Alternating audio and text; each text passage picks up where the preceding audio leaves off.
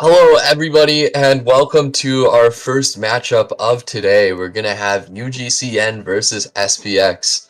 It is really, really early. I don't know if any of you guys are EST. It's only 11 for you, but it's 10 a.m. for me. And I don't know, maybe that's not that early, but I'm going to do my best. I'm riding solo today, too. So we're going to see what happens, but we should be getting into this matchup shortly. So good luck to both teams here. Do have UGCN and SPX. I believe we've seen both of these teams play. I don't really remember what happened with SPX. I think they won their matchup, but I'm not sure. But UGCN did win their matchup, so definitely two very competent teams that we have here. And I am looking forward to seeing this. We should be getting started shortly. The map pick was Moonlit from UGCN, and the map ban was Sacred Heart from SPX. So I think this is actually very similar to what happened in UGCN's first matchup. I think they played on Moonlit first round as well. I don't quite remember. I'm gonna have to see if I can find that VOD. Oh man, yeah, I'm gonna have to see if I can find that. Something like that happened, I think. So we'll have to see about that. Yeah, so anyway, UGCN survivors are going to be playing first here against SPX's Hunter, who's MYT Uwu is seems like a pretty strong hunter here. I really need to find damn, I need to find Lulzy's second channel. Lulzy, can you post your second channel in chat again?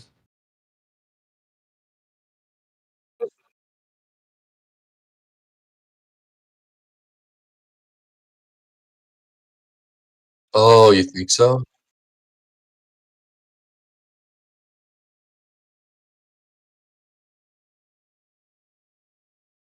I don't see it on the first channel either. Um, yeah. Wait, hold on. Is SPX's for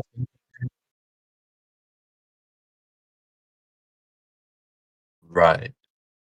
Okay, that makes sense.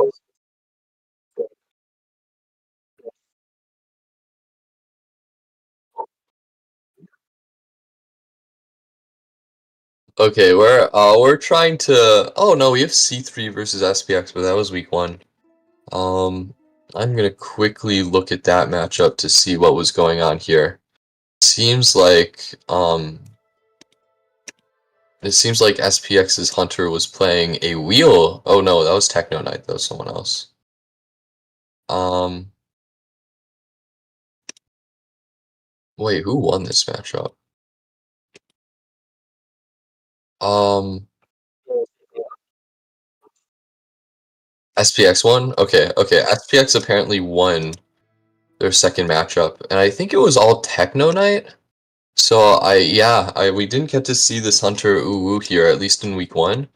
Oh, and it looks like I will be joined by my good friend Lucifer. So we are gonna have a second commentator for today. Say hi, Lucy. Oh my god, we're friends? I'm kicking No, my I feet. Hey don't hate guys. you. Oh, Damn, okay. Alright, buddy. Alright, well, you're fucking casting alone then. I don't want to be here that's anymore. crazy. I don't want to be here anymore. Okay, Hi yeah, guys, say hi, it's say hi. Lucy. Easily, probably, maybe, possibly one of the best commentators in NA. Undebatable, obviously. It's good to be here. I haven't commentated in a while actually. I haven't paid much attention to IDV, so I'm kinda excited about this. Damn, okay. I mean, self-glaze, like, off the rip is crazy. Okay, buddy. I said I was excited, but you're making me considerably less more the longer Okay. we're on here. Yeah. No, it's okay to be excited, and I think this is gonna be a great matchup to watch. We got two very good teams here. So, you said that you haven't been paying attention much to IDV. Have you, not been keeping up with these tournament matches? I honestly, listen, I don't mean to sound like a fangirl, right? Okay. But I have been keeping up with one team specifically. And that's because their hunter is a friend of mine and I'm a fan of theirs. So I had been keeping up with GSL's matchup. I did watch the Damn. matchup yesterday. All I'm saying is Fendrick is the GOAT. All right. Fendrick Okay. is the GOAT. So I have been keeping up with that, but unfortunately, I haven't had much time to watch much of anything else, including this tournament. So Damn. Okay. I will be responsible if I cast more than today, which I'll be happy to return. I will do my homework. I promise. Scout's honor. All right. All right. GSL is crazy. I'm not gonna lie. That's fake as hell. You're a bit of a hoe. See, but that's Well, okay. okay, who am I gonna keep up with? Envy? Like they're not playing in this. What's going on? Damn. I Are you literally. playing in the tournament? Yeah. Oh, you are. Oh yeah, I am. Oh well, that's why I'm not keeping up with it. That's crazy. Don't watch my match. I played wheel and through, so it wasn't Oh good. well, But it's wheel. So in my any defense, wheel haters in the chat? Any wheel haters in the chat? No. we got 8 people in the chat, and all 8 of them love wheel. So I bet all 8 of them dislike wheel heavily. that's cap. Everyone loves wheel. How could you not like wheel? Honestly, wheel would even I be can good name for at least 10.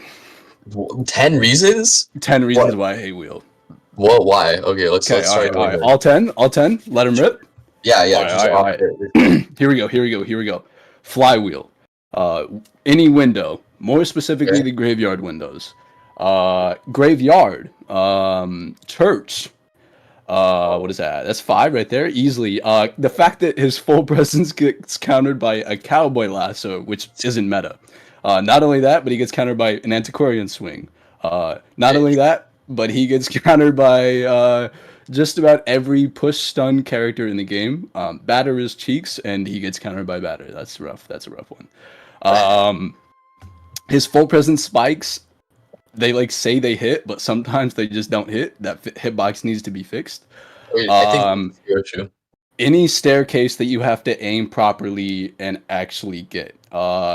In the open, that's probably number 9. Number 10 is basically just wheel himself. That's crazy. That was easy. That was easy. Damn. What'd you say? What'd you say? Repeat? Go ahead. Did we bring up Arms Factory? No, I actually see we had an agreement a while ago that I don't remember if you actually remember. This is way back when I first started coaching you. So but a little blast from the past here. You played wheel round 1 against Ravens, and they clutched a 3-man. It should have been a draw. It's not your fault. Didn't Then I you draw played. that? You might have actually. You might have drawn that game. You drew that game, I think. You could be correct. But the more important one is round 2. They didn't ban your wheel, and it was Arms Factory. And you said, and I quote, "They're not good enough to draw my wheel again. Let me play wheel. I'll 4-man." And I was like, you know what? I trust you. And you 4-manned on Arms Factory. So I won't say anything about wheel on Arms Factory. I do remember that match. I remember a not great kite from, I don't know who it was, but yeah, No offense. I love Ravens. I think it was a not great cut from all of them. I'm gonna keep it a buck That's with you. true. I don't know. I'm not gonna lie. That was like before Flywheel was a thing, and I tried playing Arms Wheel lately, and I just think it's I don't know. Hold on. Back up. Lately? Lately, okay, I played him once in ranked, like in the last month. Okay. All right. All right. Perfect. Okay. It does look like our first 2 bans. Our initial ban is, no big surprise. I don't have to pay attention to IDV to understand that this is going to be a ban. Priestess is terrible. Shout out my duo Gray. But this character is often banned for a reason. Her kit itself is really broken, especially on a map like Moonlit. You can transverse the map really well. One of the big things and big problems with Moonlit, both for hunters and survivors, is Priestess is very, very good at transversing the map. So it's very difficult to pressure and force after half rescues with somebody like Priestess that can transverse the map so well. What do you think about the second ban, DT? Yeah, and Balmer is also pretty similar to what you're saying in terms of traversing the map. You can see Balmer do some pretty crazy things, like if he puts a coffin at first stop and then goes across the map and then comes back, you're gonna have a lot of trouble with that. You could also see Embalmer just like leave his coffin at first stop, and then you have to use trait to get there, and if Coaster's still there, he takes it, and it's just not fun for anybody involved. In general, he rescues himself. He keeps decoding fast. He keeps rescues uninjured. So Embalmer is a pain, like just a huge pain for these hunters. But we're seeing some really unusual picks here. I mean, Ento's not that surprising, but Cowboy, and I believe you just said Cowboy is not meta. So I will admit, I in my opinion, I know I have some biased opinions because I'm a heavy Cowboy main, so maybe I'm a little biased. I do think he's going to make his way into the meta a little more because we've kind of saw the meta shift from super heavy support and super heavy harassment to a lot of kite, dying corners, chair, and then push for draws. And if the winning potential really comes from how well a kite goes or how the maximum amount of decoding you can get while the kite, chair time, and rescue happens. And Cowboy is a really good character at delaying that second chair or that last chair. Much after he's gotten his cipher done. So I do think the potential for Cowboy is there with his recent rework and the one taps. So I'm kind of excited to see how they utilize him here, as well as Ento. Ento on a map like Moonlit is questionable because it is going to take a lot of time and a lot of bees to get that ample support. But they honestly might be utilizing her in a kiting role, something to force the hunter to be mindful of the speed that Enzo has. A lot of people kind of don't discredit, but don't pay attention to how fast she really is while riding her bees. mhm. Yeah, We're we going to see also. Acrobat be the other band, and as a hunter main, I'm sure you could account for how annoying Acrobat is on a map like this. Yeah, Acrobat Force Stop, not very chaseable. You have to bring Warp. If you bring Blink, you're just cooked. And even with Warp, it's not going to be very easy because like that's one hit. I don't know where the other hit is coming from. So Acrobat, not fun. But we also see a Fireman, and I don't know if you've been keeping up with IVL, but China really, really likes Fireman right now. So I he's actually, been. I actually Mhm. do too. I had some strong opinions on him. A lot of people were doubting his usability based on the amount of balls he has. But really, it's again like it's a kind of a distance making game with a meta right now, and he's really good at blocking areas, giving people an elbow pad. So now you're not having to take all the setup time of opening a chest, trading an elbow pad just for them to get one elbow pad. Right now, you have somebody rescue, he throws a ball, they elbow pad, and it's the same amount of distance without so much setup time for only one elbow pad. So I actually do think he's really good. I think he's really good at getting distance. His support is also really good.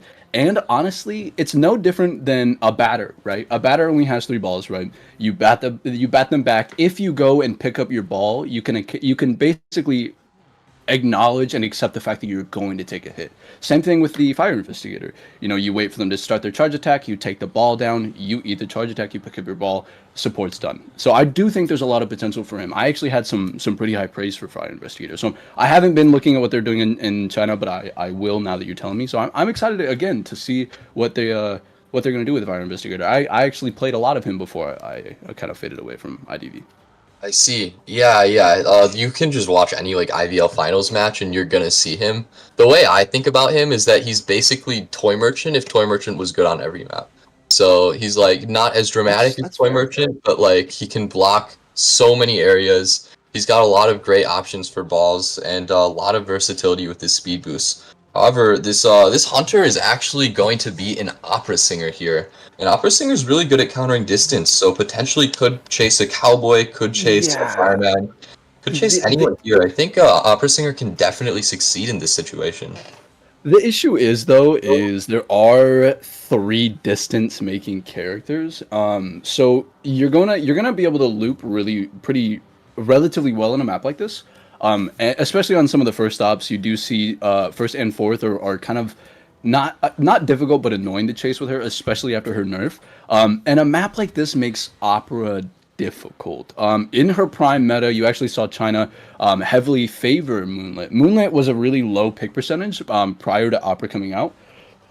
But now that Opera came out, even when she was in her prime, the pick percentage actually like went up a very large amount, just because this map specifically was a larger map that was difficult to transverse with Opera. Not only that, but it's really the dying in a corners with a map like this is detrimental to Hunter because not only do a lot of these corners not have chairs, but they're far away from ciphers.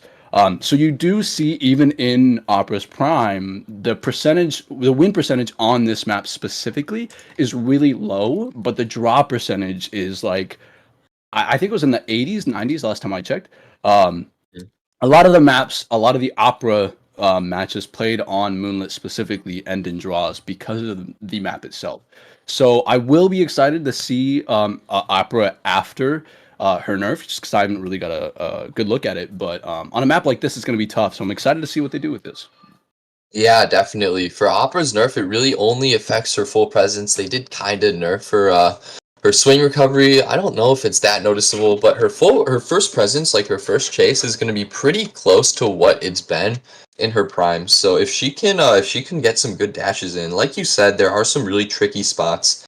Some areas where you can't quite transition very well because it is such an open map.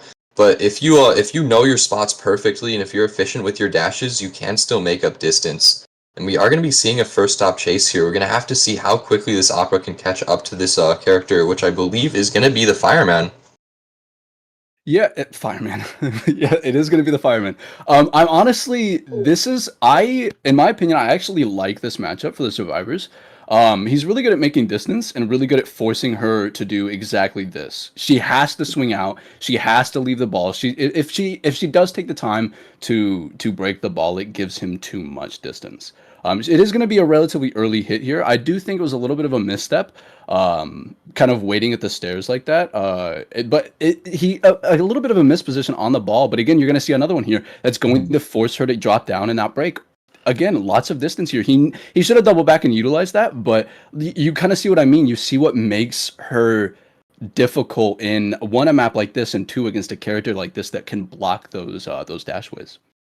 Yeah, definitely. I think that would be getting a lot more value against someone that wasn't Opera Singer. Unfortunately, the Hunter, but misses the blink here, and that's going to extend it slightly. The Fireman does take a speed boost here and actually gets through the pallet. Unfortunate miss blink there is going to buy this Fireman more time. Opera is actually having a little bit of trouble closing out this first chase. Man, and like I mentioned before, the first chase needs to be good to open up a draw potential, which you have a lot of, like with Opera just in her kit in general. You have a lot of like forgiveness there, but a miss blink on a map like this is and she messes up the swap. This is going to be rough. This allows him to get back to his ball, and if he's able to take the speed boost, he's going to get back to the other one, and that one's blocking the space. This is detrimental for her. Her dashes just came off cooldown. She might be able to catch him in time, but misses up the stairs. See, this is what's rough on a map like this. Smaller maps, you have snowball potential, you have you stuff potential, farm potential, but a map like this, it's really easy to secure draws when you get 2.5 ciphers done. But she just got this down, and there's 3 ciphers already done. This is looking really, really well for the survivors. Yeah, I mean, at first the kite didn't start out that great, but once the Fireman got to that 2 pallet area, they were really able to just mind game the Opera, forcing out that blink, and unfortunately the blind blink wasn't quite accurate, and Fireman was able to evade it with the speed boost. And yeah, with 3 ciphers done here, they're able to make this rescue while the other 2 survivors do work on these ciphers. And they have, with 1 tied, it should just be enough to push for a 4-man endgame here. It's going to be a pretty easy rescue from Mercenary. Opera's going to push for a double down here, but Merc is able to elbow pad away, so not even getting the double down here. And even if Opera farms this Fireman, they're still going to be in a really difficult position. Both ciphers are already 50. They're going to be finished by the time they get that next rescue. Unless if you're Opera here, if you want any amount of securing a draw, you need to do exactly what she's doing. A fire investigator, and this is where we see the power of Cowboy. He's going to delay this second chair. It's not about harassing to get the second kite started. It's not about that. It's about delaying the second chair, forcing her to be an amazing hit on the Merc. He should have elbow padded. I think we at this point, Merc needs to have that mindset, and the survivors need to have that mindset of maintaining what they've done. They've got all this wiggle room for themselves, but a down to Mercenary is not going to. It's super non-beneficial because Merc could be your wounded rescue. Now somebody has to go pick him up. He's not going to be able to heal himself. Cowboy might come back into play here. We might see this fire investigator get another shot at a kite. Amazing lasso again. And at this rate, actually, now a Fireman struggling is a real possibility. We don't see that chair there.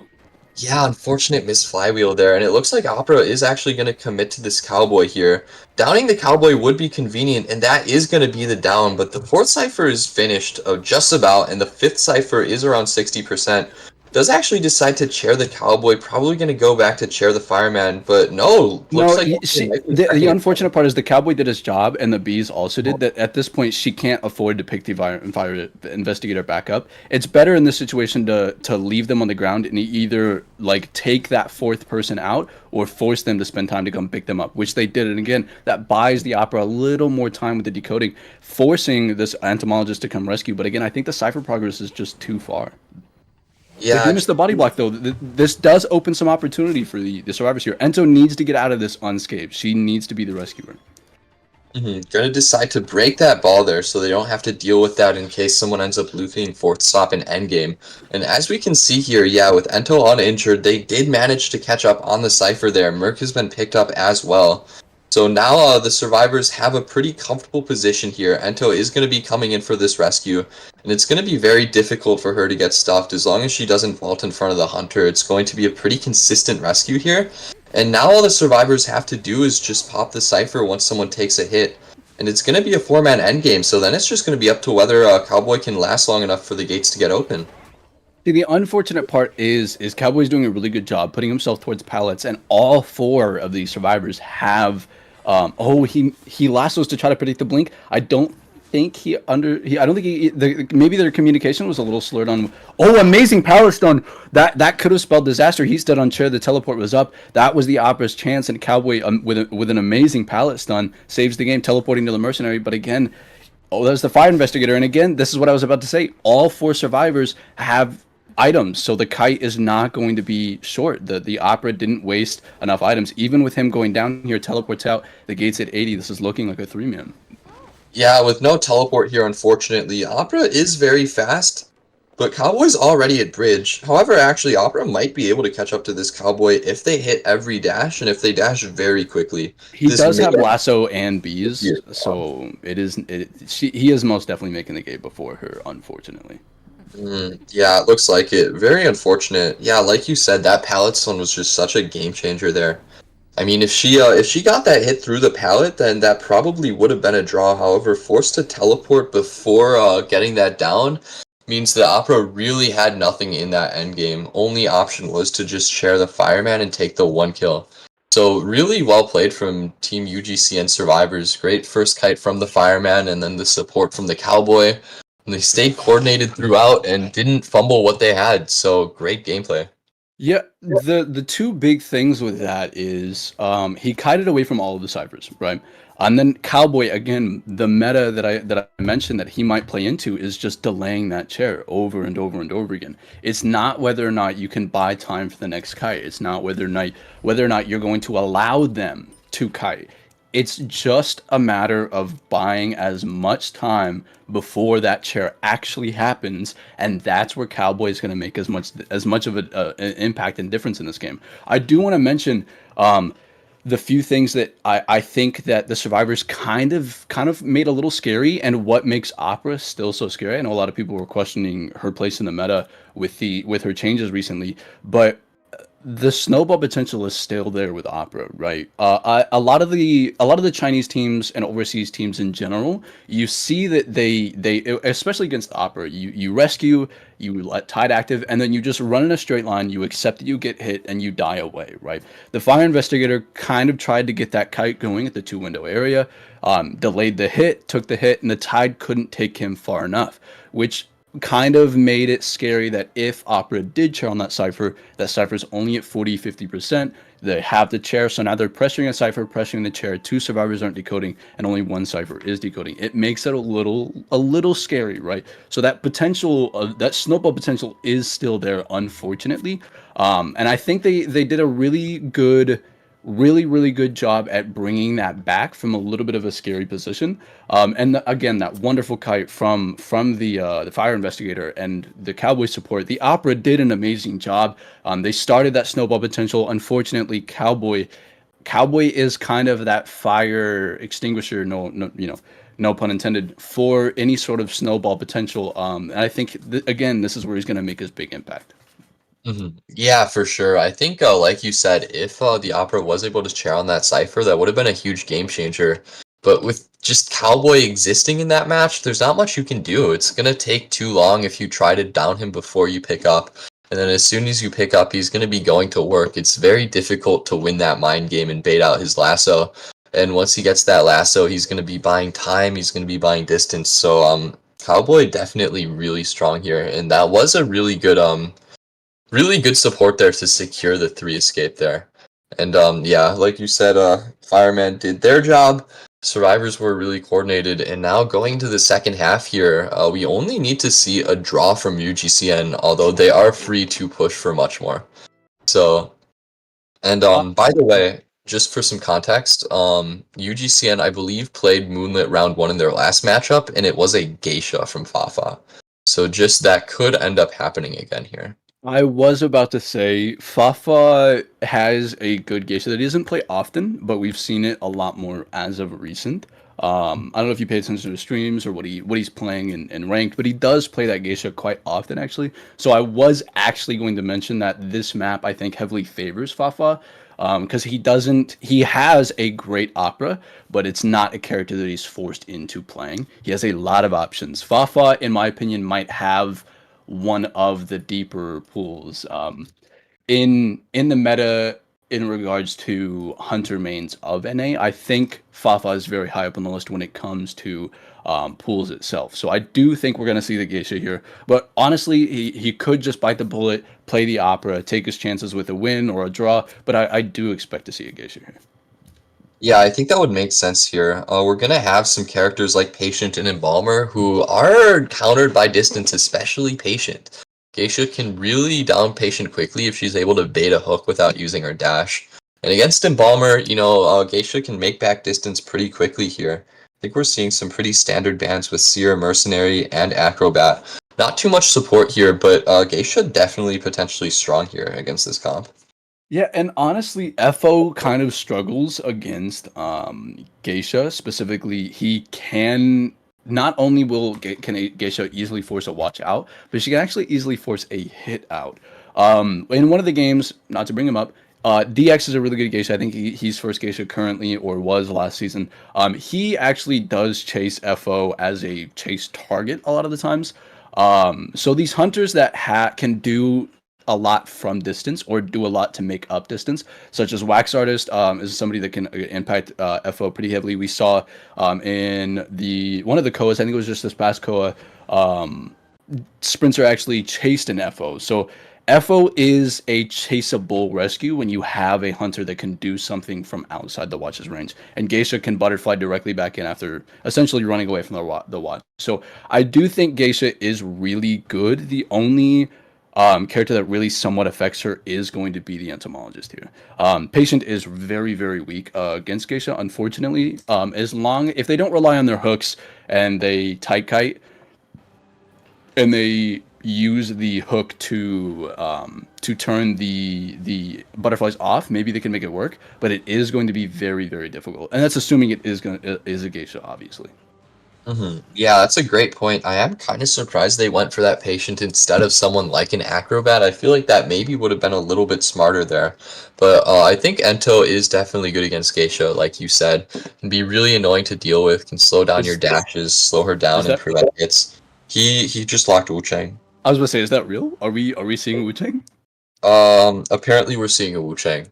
I I am perfectly okay with this. Okay, Okay. not a lot of people know this. Not a lot of people know this. I've played a lot of Wu Chang. I am a massive Wu Chang fan. I love Wu Chang. I think Wu Chang is one of the more exciting hunters to watch happen because everything can go so wrong so fast, especially in the end game. I love watching good Wu Changs. I'm genuinely wildly so excited for this. I love Wu Chang. I love Wu Chang so much. I wish he was better. Yeah, I mean, I wish he was better too. I think at some point in my time playing IDV, I played some Wu Chang, and he's like one of the best hunters at capitalizing off survivor mistakes. If survivors play perfectly, he is absolutely dog shit.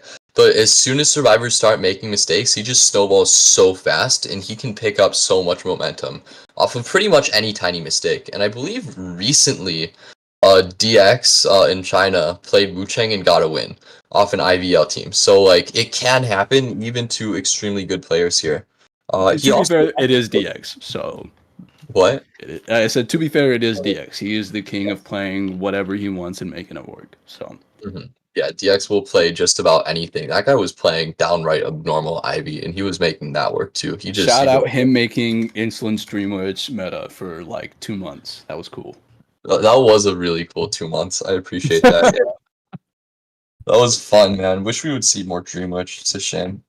We are seeing a pretty traditional spawn on the side of the survivors, but we are seeing a very untraditional spawn on the side of the hunter. This is, however, a relatively traditional spawn for a Wu Chang. You are going to see a Wu Chang spawn far in a corner, depending on what cipher is based on, like what cipher they feel the most comfortable blocking. So we are seeing him block the left side, whether that be the fourth stop or the tent ruins, depending on which cipher actually spawns. Which again is pretty traditional for Wu Chang, but again, not a lot of Wu Chang has played, so I just felt like I wanted to mention that. Yeah, that's a good point there. It's really interesting to see hunters consider the blocked cipher with their spawn. That's some high level thought process there to help decide their spawn here. It looks like Wu Chang is going to be going for this entomologist though. Ento has to be careful. That's already a free hit. The match has barely started and she's already been hit and she's not taking the coaster either. Yeah, and this is not something you want to see from in a Wu Chang game specifically, just because it all matters on presence. He gets terrifying end game because of the presence, but and a really fast down. This is gonna spell trouble because Wu Chang again. It's all about presence, but if you give him this presence early, the rest of your game is gonna be it's ridiculously difficult. He can transverse the map so easily. He can make rescues difficult, or he can stuff them completely. So this is going to take a lot to come back from. And the craziest thing here is that Fafa did not even bring insolence. He's actually running an endgame build right now. I would bet this guy has detention and trump card, which means his endgame is going to be really strong. Which is crazy because right now his early game has been literally perfect. Like he injures FO, now he's going to go back and camp. So right now, these survivors, I don't want to make any early calls here. Hopefully Embalmer makes this rescue in time, but this is looking very, very not good. After half. Yeah, and I was about to say it's difficult honestly to save before half on a big map like this against a Wu Chang, especially when they have that first presence. But again, the big like hindrance to Wu Chang is going to be the kite time, and the kite time wasn't there. So the rest of this match is going to be borderline impossible to get more than one or two survivors out. I think one or two survivors out would be a miracle at this point. Ento is dead and they only have one cipher finished and only 50% progress. I mean, they have no progress right now. FO is getting healed right now, which is stalling them some more. And yeah, this Ento is dead. Fafa is going to be umbrellaing on top of these survivors as well. So now he is going to be chasing this FO, maybe switching towards the patient instead, but we'll have to see here.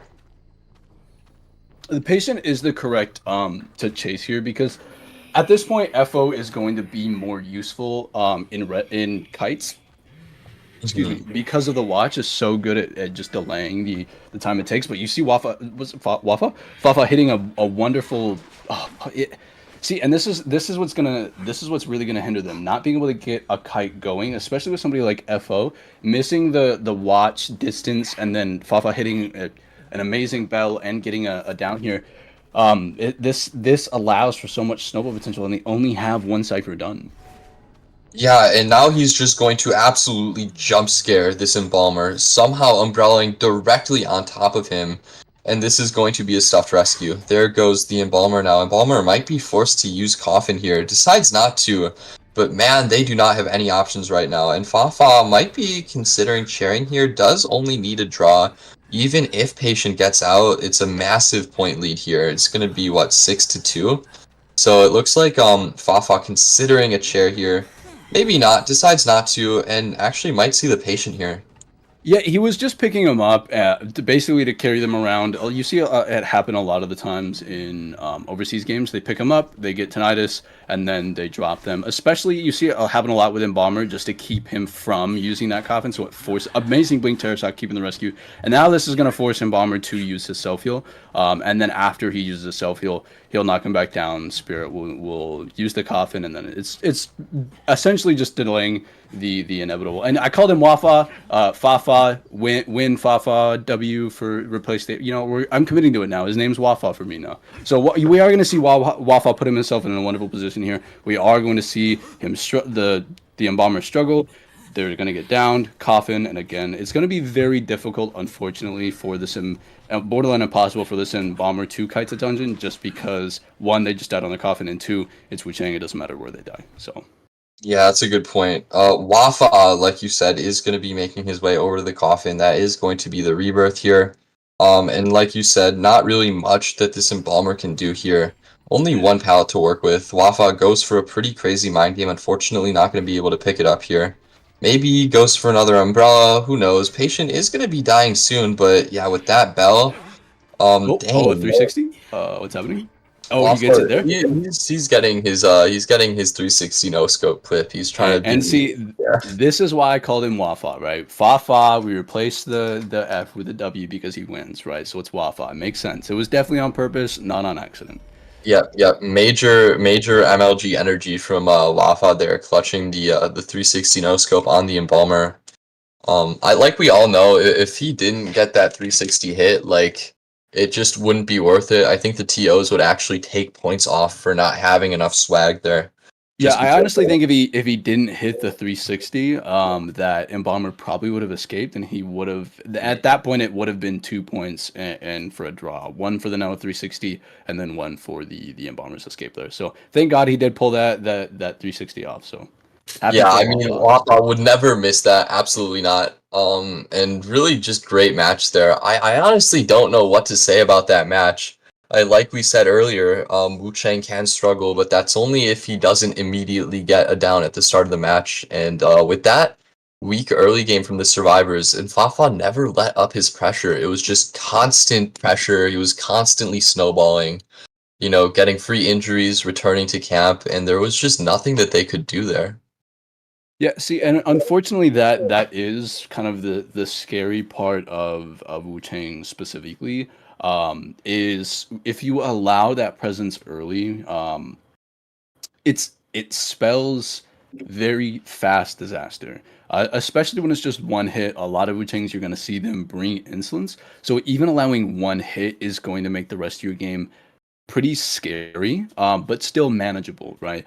But if you allow, a second hit, either based on after they teleport to a different survivor or a down, it's going to make your game very difficult if it's early, especially if you're not getting something like the trade out, which we didn't see get out on the first kite. So unfortunately, it's looking scary, mainly in part to the fact that they allowed so much presence early without the return coming from the ciphers. So now that he secured that down, it's forcing them to pull off ciphers because he can easily pressure ciphers and then in return feeding more presence. So Wu Chang really thrives endgame, but if you allow that endgame to move forward based on allowing early game presence, your middle game is going to be impossible. The amount of map pressure that comes from Wu Chang's umbrellas is ridiculous. And honestly, Wafa played such a solid game that Wu Chang really shined on what he's good at, and that's being a menace here, and then being a menace here, and being a menace here, and cheering up one side of the map and pressuring the other. I think that was a really solid Wu Chang game played by Wi-Fi. Yeah, that was some really great Wu Chang gameplay. I agree. I wish we would get to see more. So I'm gonna be looking forward to that. Hopefully, maybe we can see Fafa play more Wu Chang. Maybe in later rounds. But for now, we are gonna be looking at some subs and map picks. I think there's actually a little bit of drama going on here. One of the UGCN players wants to play Survivor and Hunter. And apparently, we are getting cucked out of that. We are not going to get to see that happen, I think. So Rules are maybe rules, Fafa could play unfortunately. Survivor. I really think they should let Fafa play Survivor, actually. But for now, I don't Let think we will who? actually. Huh? Let who? Let who? Let Fafa survive. Who? Fafa. Who? Wafa, my bad. Yeah, oh, okay, Wafa, Wafa, yeah, I know who you're talking about now. My bad, my bad, my bad. Okay, it is my bad, my bad. Wafa, Wafa, Wafa. I understand who you're talking about now. I was just lost, my bad. Yeah, that was definitely my mistake there. Absolutely cannot disrespect the GOAT and leave that W out. Um, damn. Dude, looks like there's not going to be any sub from UGCN, although I do believe it's going to be a sub from SPX, and now we are going to be getting into this map pick and ban. But now that UGCN have a point lead, this is going to be pretty difficult for SPX to come back. They really have to prioritize on their map pick here. Yeah, and honestly, with a hunter, you said which team has map pick? Excuse me, I'm sorry. Which team has map pick? SPX is map pick.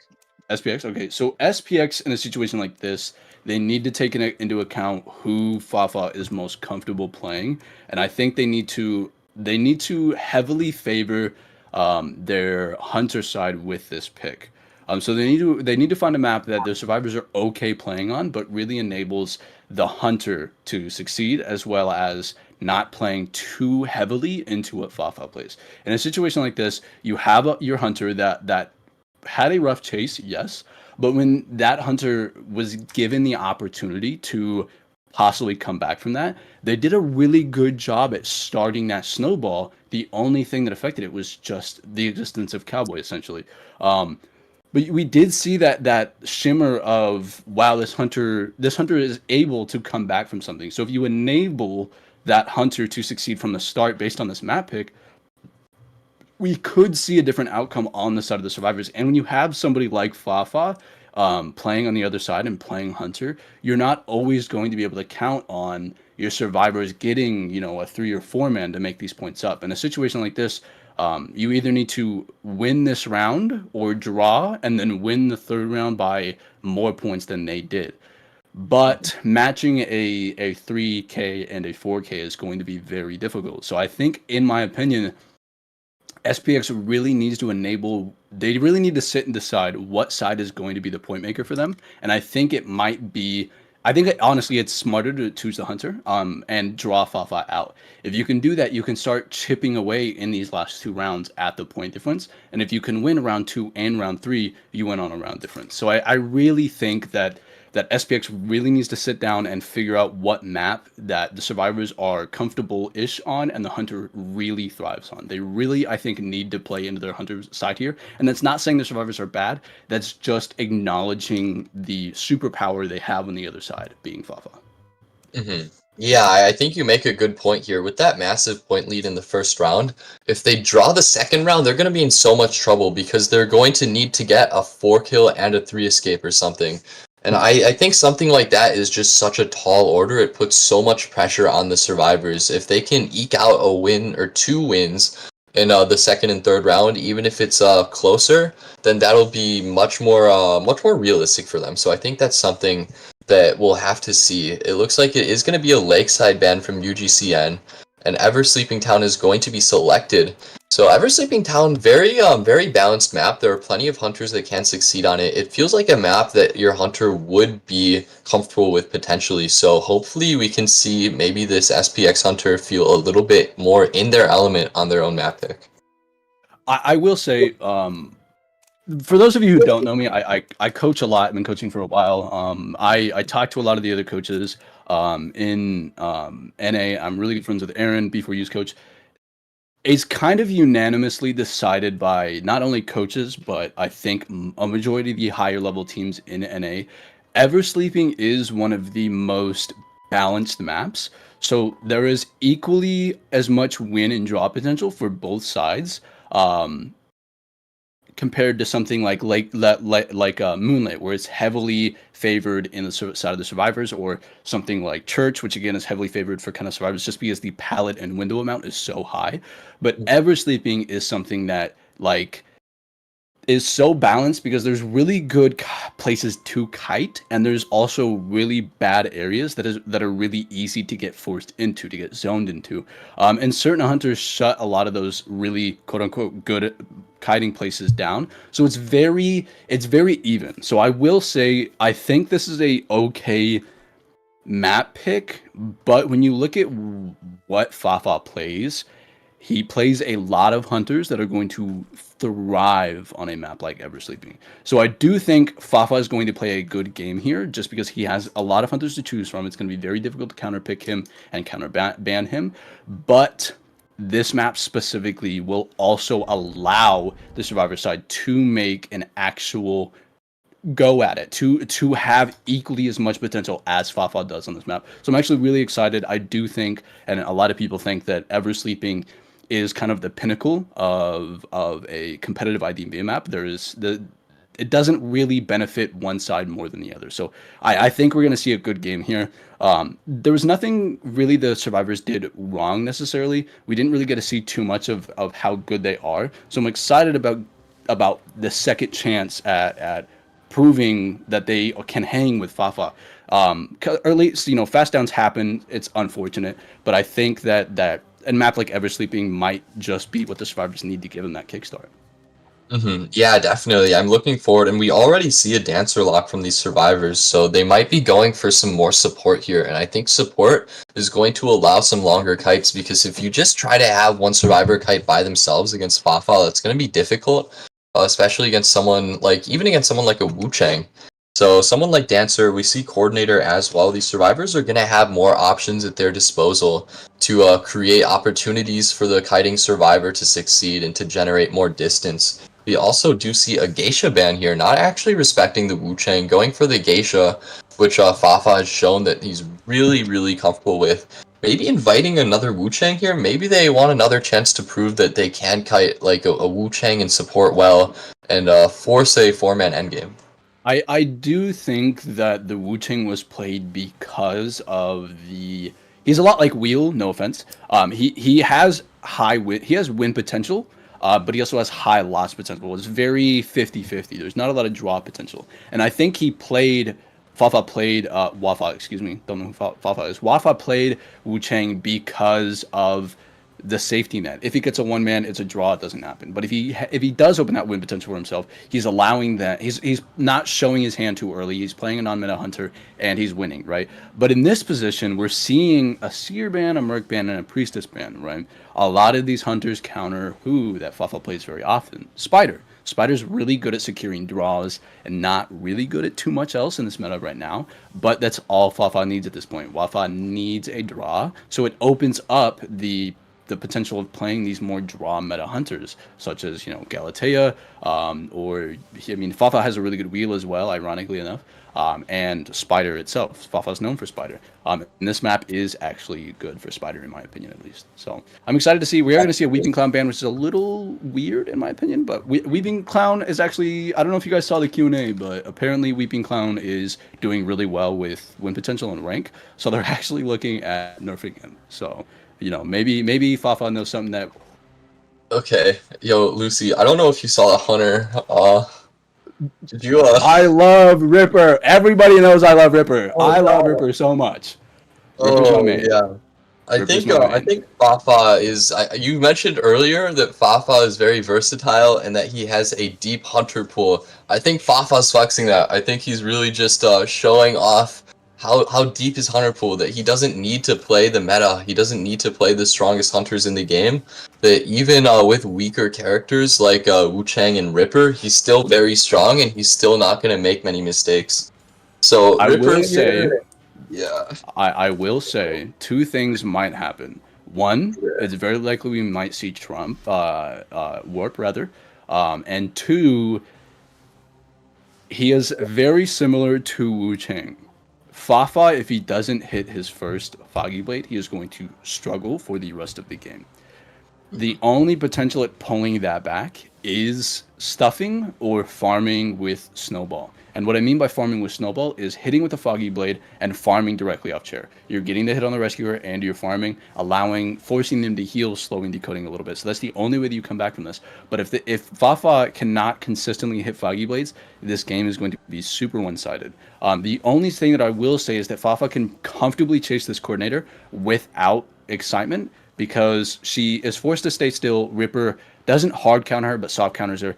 If you shoot the Ripper in the open, you are guaranteeing that you're going to take a hit. So the way that Adonis needs to play this is to try to force that Foggy Blade out and shoot the gun on Foggy Blade's cooldown. If that doesn't happen, we are likely to see a Foggy Blade through the gun. So if Fafa does chase the coordinator, keep your eye on that. Coordinator really needs to be careful on when they shoot this gun. And Like you said, Ripper's like hitbox or his Foggy Blade can look pretty wonky when that happens. If he gets stunned or pushed back while the Foggy's in its startup, it comes out anyway, just out of nowhere. It appears in midair and then hits the survivor, which is pretty funny to see. So we might actually see that happen. Like you said, if the core doesn't time her gun well with the Foggy. And it looks like Fafa is actually going to be chasing this coordinator at corner house. It's going to be Peepers as well. And yeah, if Fafa hits his first Foggy, this could be difficult for the coordinator. we are seeing a little bit of an older Ripper build here, you know, but seeing the Peepers have been nerfed so many times that it's worth bringing. Oh, and coordinator, and this is what he missed the Foggy Blade. His body wasn't positioned correctly. This is great. Adonis got the gun off. The first Foggy Blade is out. They're cutting away from Peepers 6 seconds into the next Peeper, but honestly, Fafa is not in a good position to put another Peeper down anywhere. We are seeing Fafa look down to maintain the speed boost. He's not trying to start the chase, so looking down prevents the chase from starting. Oh, and missing the second Foggy Blade. This is not good. Again, Ripper struggles if you cannot consistently hit these Foggy Blades here. And this, even with Peepers, he's not fast enough to catch it back up. He does allow that hit, and we are going to see a transition to corner house here. But again, Fafa, all he needs is a draw. And in a position like this, he's in a position where he can get a draw. So Cord cannot die here and cannot die in basement. That's unfortunate there. Yeah, like you said, those two missed Foggy Blades were really tough for his momentum. However, Cord actually ended up giving a free hit without Foggy Blade. And then, yeah, vaulting in front of the Hunter in there, Fafa did line up. A pretty easy Foggy Blade to line up to secure that down. And yeah, I mean, even with two missed Foggies, this isn't actually... The ciphers are moving. They almost have 3 ciphers done, but not quite. This should be a pretty consistent draw position for Fafa, especially if he hits that Foggy on the FO. FO, actually, he's going to be giving up a double hit here. This is actually going to be a stuff. I don't think he makes it within the 5 seconds. He will now. He won't. Yeah, he won't make it in the 5 seconds. He needed to push that chair super heavily, and he needed to not drop down knowing that Peeper was there. This is going to make this rescue almost impossible now. He needs to draw him away with the flywheel, turn back into him, pop his ult, run back to the chair, and accept the fact that he's going to get hit. But first officer, it is looking like he will struggle in time. Ooh, coordinator takes the hit though, and he doesn't struggle in time. He has the anti-struggle. I honestly forgot he had the anti-struggle maxed out. This is rough. This is the kind of stuff. The rescue is what I'm meaning. The rescue makes or breaks Ripper's games. He missed 2 Foggy Blades. Yes, he got the free hit, and now he's stuffing and making his rescues ridiculously impossible or difficult to get, and which is allowing him to come back from those initially missed Foggy Blades. Yeah, and now farming this FO off the chair, Fafa is just picking up so much momentum here. Puppeteer is at 1.5, taken 1 hit and 1 chip, which means he cannot use his ability anymore. So right now, Puppeteer has no options either. Dancer is forced to come in, and actually their Cypher Rush is really too slow by now. FO is already half on chair. I don't think Dancer even makes this. They are most likely gonna sell this. Maybe it looks like Dancer might be considering going for this, but it's just gonna be so difficult to make that rescue. And yeah, they're gonna be backing off now. It's just 2 people left and only 1 Cypher finished once again. Fafa definitely looking at a win position in this game. Yeah, I think honestly, you cut your losses. You understand that you're going to technically lose this game, but again, with a map like this, it's super even. You can get one person out, and we are going to see a patroller here, which is going to allow a pretty quick down. He's going to Foggy Blade, it's going to put him in one spot, easy Foggy Blade, and then you just chase for the basic hit. So we see it happen a lot with BQ recently, bringing patroller, just allowing a really easily mirror patroller down. It's just a way of cheesing it down, essentially. We are going to see the down happen relatively fast here, depending on whether or not he can actually make this distance up, which we are going to see happen. Failed twirl, which is a little unfortunate, but I think she was dead anyways. Ripper is fast, and also the Foggy Blade itself, position from her trail from getting hit by the Foggy Blade, is going to speed him up. I will say, in a position like this, the survivors need to understand that they're going to lose this game. They need to prioritize getting a 1-man. The only way that they move on now is from the move on with potential of winning is getting 1 person out and relying on their hunter to maybe 4-man. If they do get 4-man, their hunters are going to have to 4-man just to have another round 3. Yeah, and then if that does happen, they're still going to have a massive point differential going into the third round. So like you said, I think it is really important to try to push for that one escape, but it's just not going to happen. If Papa goes for the 360 hit, but he misses it, I think the TOs He are going actually to have he to... flywheeled down. So we are going to see a 4K, like I said, and in this position, this is the map to allow SPX's Hunter to 4-man. But again, it's going to be tough when they need to 4-man. Hunter, it puts hunters in an overextending situation where they need to 4-man. They need to push the limits. So as long as the survivors just do their job to the bare minimum, it's going to make this hunter's life very, very difficult. Very difficult in regards to actually making something happen when the survivors are avoiding the hunter like the plague, essentially. Even if somebody dies early, you can die basement cell and still be in a comfortable position to get 1-man out. Yeah, it's going to be so difficult, especially because these are very coordinated survivors like we saw. Their support tends to be extremely consistent. They have good harassment. They just do everything by the book, and it's very difficult to deal with, unfortunately. Along with, we saw that Opera unfortunately did make a few mistakes there, which just made it so difficult even with the good effort in endgame.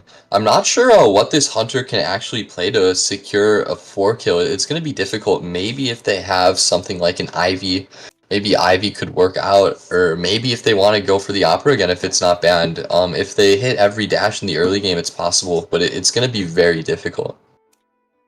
It's possible, but as long as they die in corners, it's honestly really difficult to 4-man as Opera currently.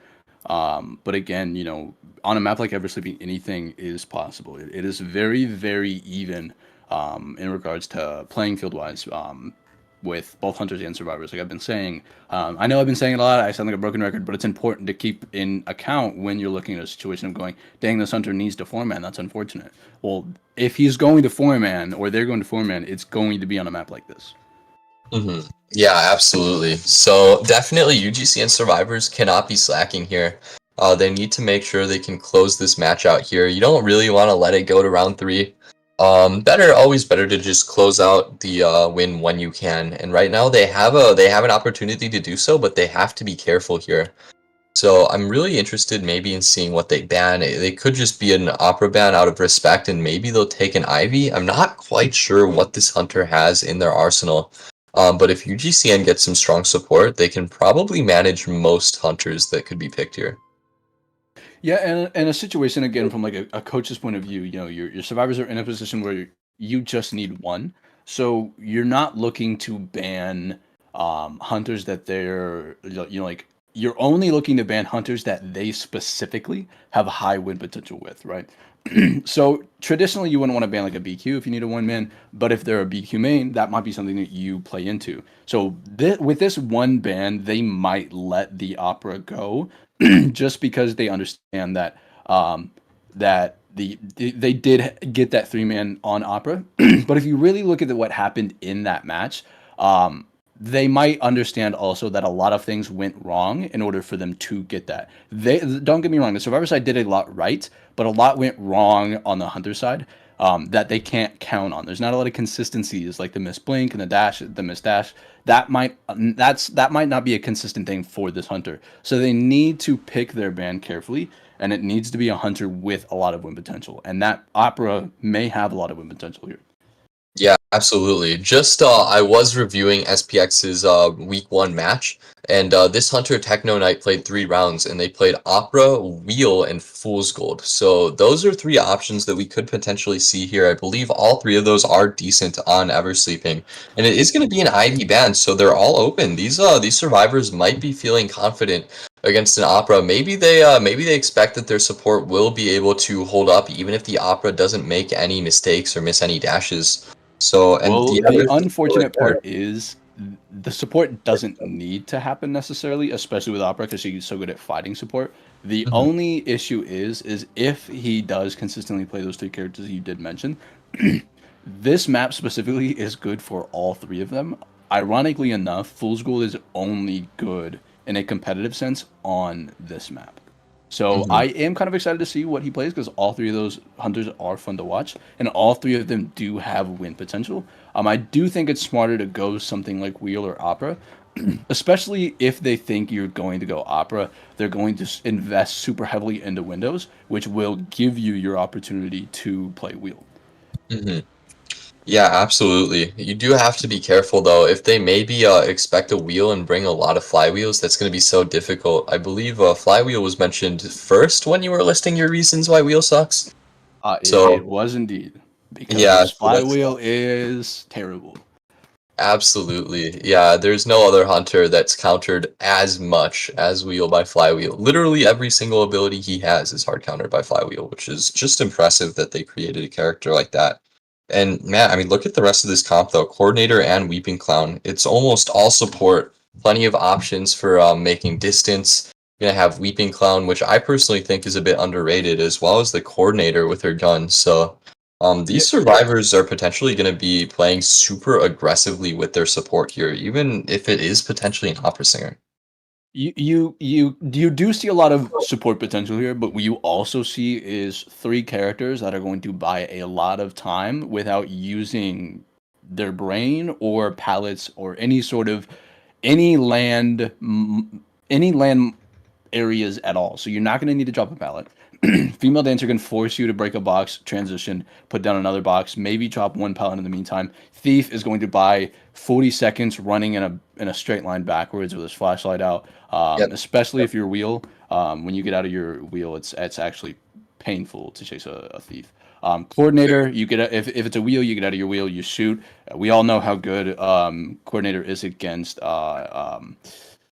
Opera specifically, and Weeping Clown is actually really underrated if he spawns in the right spot against Opera because there are three different areas on this map where distance making is so easy on Opera because it forces her to either walk or swing in and out of one line. That being around Fake Gate, around Graveyard Cabin, and around Graveyard itself. So depending on where the Sweeping Clown spawns, it honestly again might be another usability. We get 40 seconds easy. So yes, there is. We are going to see a Soul Weaver. That's kind of exciting. Distance making is going to be very good here. So Thief's flashlight isn't going to be as impactful, as well as Coordinator's gun, depending on whether or not they invest into the stun recovery, and Weeping Clown as well. I actually Weeping Clown is slower than every other like distance making character. He is actually slow enough to get caught by Spider, No Present Spider, and Opera as well. So I do think this is going to be a little exciting. We're going to see two tides here. We're going to see a flywheel and a broken window. And we are going to see coordinator on a no BT build as well. So this can actually get exciting because I think honestly I think he had the right pick here. I think Spider is going to do relatively well against this comp. Yeah, for sure. I mean, against so many survivors that make up distance, Spider can get up really close to Thief and smack him. She can catch up quickly to Weeping Clown. She can catch up quickly to Coordinator. So Spider definitely has options here. I do really like that build from Coordinator. I do know Cords lately do like bringing borrowed time, or they like bringing Tide and Broken Windows to a suicide build, just because it's fun to have Tide on her. That helps. Having multiple Tides can be good. But she really does need a broken windows or a flywheel to kite because just with her gun she is a little bit too weak. But we are going to see two tides here. Maybe the survivors are accounting for a fast down. They can make multiple rescues in a match to push for that one escape or a draw. So I think the survivors have options here, and the Spider's going to have to not only have a fast down, but is going to have to play super aggressive and map pressury to get around these multiple tides. Yeah, and the other thing to take into account is this Spider is really good in my opinion against this comp. Not really good, but good enough to have win potential. But this is a Survivor team, assuming they practice with Fafa, that has ample enough Spider potential. But it is going to be me and DTM casting for the second round, second half of SPX versus that's the UG. It's such a long UGCN. name. I'm sorry. It's such a Yeah. long name. UGCN. There we go.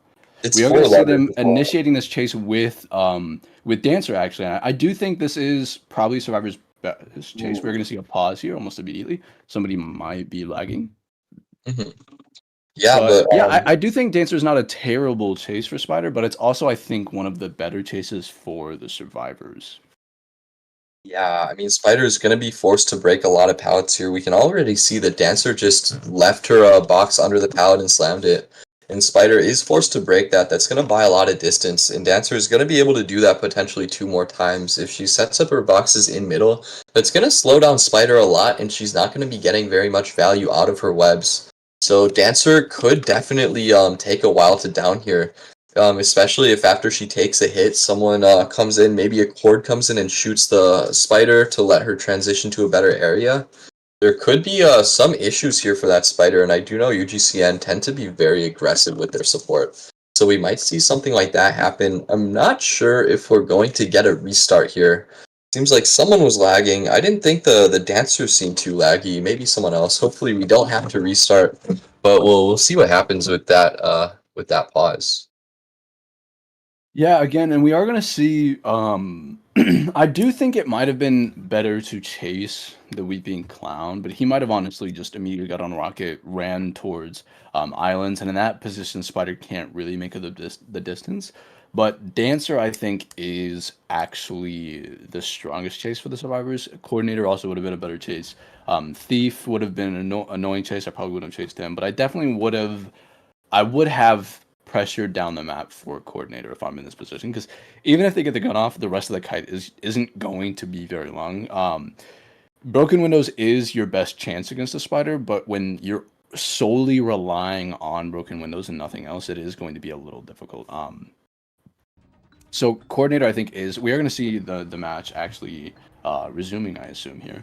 We are going to see again chasing Dancer transitioning from that fake gate God pallet area to corner house now. Lots of distance being made because that slow box takes so long to break that pallet. Yeah, absolutely. And now Dancer is going to be moving into this corner house area. Spider is going to be kind of reading her position here, or her route, but she is still going to be getting that slow box under the pallet. Spider going to be forced to break that, which is going to be buying a lot of time here. Is looping around back again and still has that slow box to work with potentially, but instead decides to rotate to 11 here. And there goes the third box. She is using all her resources here, but just generating so much distance, and we can see these ciphers are already moving pretty quickly. It does look like Weeping Clown is also coming to allow that transition. So we might see a carried rocket here. They might go back. They might go back. I was going to say they might go back to corner, but he could also just allow them. And this is what I mean. They're just too fast. Spider is just too fast. Weeping Clown's rocket is significantly way too slow. We are going to see a blink down. I don't actually think that was a smart idea. Because now Weeping is not going to be able to finish this Cypher in time, as well as allowing Basement is here, but I don't think he wants to chair Basement. You need to press your Cyphers. He is going to chair Basement, allowing the kill. I think this might allow them to... He's going to get a lot of progress on the Cypher now, maybe even pop it because he took him Basement now. Yeah, and unfortunately, chairing basement does allow the survivors to sell much more easily. So maybe if you wanted to force a rescue to maximize your map pressure, it would have been better to chair outside of basement. However, it looks like not quite able to pop the Cypher, and Spider actually gets a chip and a hit on this Weeping Clown. Ooh, and he misses the rocket too a lot. This Wow. is going to be an immediate down on Dancer, but she does have Tide, which is going to allow them to make it out of Basement here. A drop hit missed, unfortunately. That is, I don't know exactly how that missed. I'm not going to lie to you. Oh my god, getting the hit through the gun. I mean, they are still in a really good position to draw here, but a lot of damage being done, a lot of damage being shared here, and getting the hit on coordinator. We're going to see a double down here, and Dancer didn't make it far enough away. Yeah, this is suddenly looking really bad. It looks like Weeping Clown is going to be in a position to harass here. However, he's only one chip. Manages not but too far to go for the harassment here.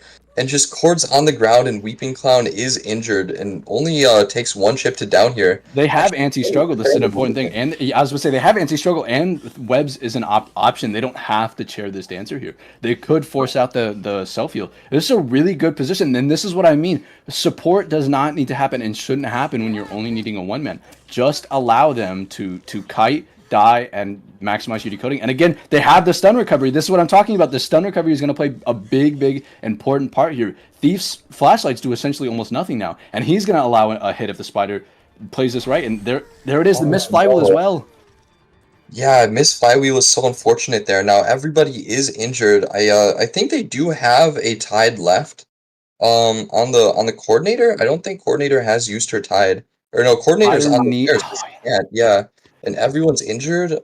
There's very little they can actually do here now.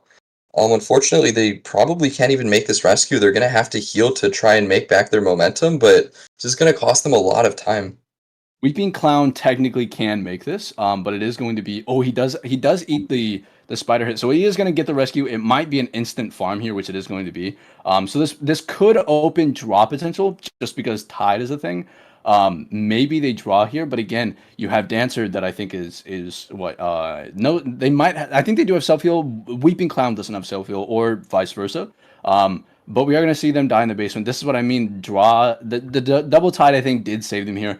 In a situation where you have to 4-man, Spider needs to leave that chair and they need to find somebody to pressure. You have to pressure them either away from decoding or away from kiting. They need to teleport here. Amazing teleport. The good thing is everybody's wounded and they did find Weeping Clown. They need to go after Weeping Clown here. He's the only one that can save. And now he's going to be dead. This pallet is too weak. Oh, it misses the swing, unfortunately. But he still dies here. So. Spider's just too fast. Spider's just too fast, unfortunately. So fast. And now Thief is trying to make something happen with this harassment, but I don't think they're going to have much luck here. Spider is actually taking a lot of flashlight here. Can she actually, unfortunately, does get stunned there. So maybe forced to back off and chair the Weeping Clown. And now the Cyphers are slightly catching up. However, chaired on that 80% Cypher with both survivors injured, they're going to be forced to start a new Cypher here. And I really just don't think there's much the survivors can do from here. They do have that other Cypher that's 40, but I don't know if that's actually enough to push for a 1-man here. Yeah, unfortunately, the Spider didn't actually account for who has their self-heal because Weeping Clown didn't have his self-heal in that position, and you can pretty freely chase Thief. So that is the one saving grace of the survivors currently, is that Spider didn't know that self-heal was burnt. I do think that we are going to, they need to pressure this Thief away from the back of that corner house because this Cypher will be primed in time just because accelerated decoding is so powerful. So Spider needs to find this Thief. It is imperative that they find this Thief. Possibly, it's looking like a 3-man in my opinion here, but that's not what they need. They need this 4-man. Yeah, and the issue is they did not find the Thief in time before the Cypher was finished. Really unfortunate, like you said. Now Spider is going to be... Oh, but they messed up the pop, but she missed the chair! Oh, that's so unfortunate here. Oh, the chair hit just saved the game. That's so unfortunate for the Spider here. And with them doing so much right, this is the one thing they did wrong. And again, Thief is just going to delay this chair. And essentially, this secures the win here. They're not going to be able to teleport in time. They might actually be able to teleport in time, but I think Thief at this point just gets on the gate if they teleport. So unfortunately, this is looking like a tough position for the Spider to win out of. Again, they need to 4-man. Yeah, maybe if Spider unfortunately forced to teleport. And yeah, this is going to make things very difficult for the Spider. Does miss the shot as well. Maybe trying to slow down the Dancer, but no luck here. And Spider is out of webs. She's not going to be able to down this Dancer fast enough. And, well, Thief actually has not gotten on the gate yet. So the gate is just being open. Maybe that's the unfortunate part here. Yeah, Dancer is kind of kiting a little too close to the gate. They are leaving now, which I think is the right choice. You cannot afford to kite that close, especially with a Spider. She's just too fast. But I do think this is going to spell for a 3-man. Great game from the Spider. Really, really amazing mid game played from battling their support here. But unfortunately, it is going to be a 3-man, which means that unfortunately SPX is going to lose, just based on that one point that they needed to get out. Yeah, but the 3-man was still really impressive there, I have to say. Unfortunately, I think there were maybe some small mistakes leading up to that, like you said. Like maybe they could have abandoned that chair and went for more map pressure. Maybe they could have slugged Weeping Clown and pressed harder on Thief. I think that would have been a good point. Definitely, that would have helped out a lot with their map pressure. But unfortunately, even in the end, if they had still gotten that hit on the Thief, they would have gotten a 4 kill, but that chair hit just ruined everything right at the end. So unfortunate. You really hate to see it, but the Spider did play a great game there. Yeah, an amazing game. Honestly, one with the battling the over support, and two being able to balance, you know, pressuring that Weeping Clown, getting the hit as well as getting the hit through the gun, predicting when the coordinator was going to shoot, getting that immediate redown on the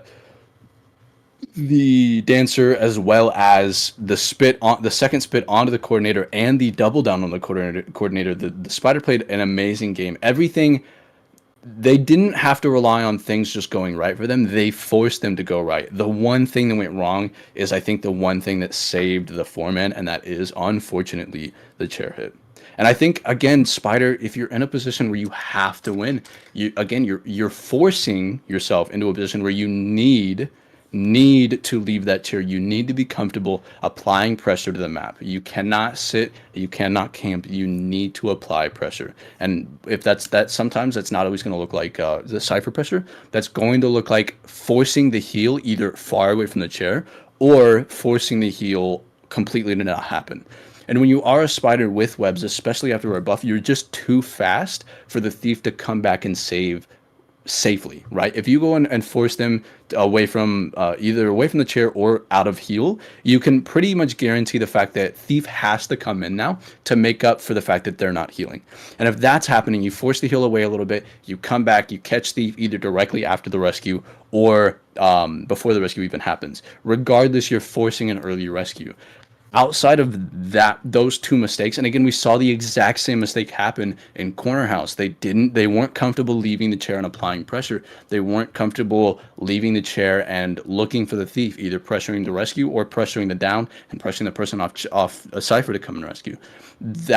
It was essentially one mistake repeated twice that really gave that small little gap for the survivors to get that one person out. And I will say the survivors abused that small little gap they were given exactly how they should have. They got smart.